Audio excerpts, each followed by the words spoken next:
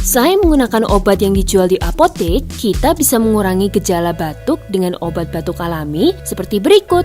Yuk kita simak. 1. Teh herbal madu. Cara memanfaatkannya adalah dengan menyeduh 2 sendok makan madu asli dengan air hangat. Minumlah teh herbal madu 2 kali sehari hingga batuk mereda. Namun, pastikan teman-teman tidak mempunyai alergi terhadap madu ya. 2. Jahe.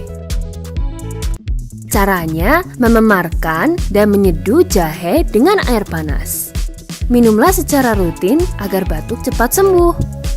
Tetapi hati-hati bagi orang yang punya masalah lambung parah. Minum air seduhan jahe justru menyebabkan sakit perut.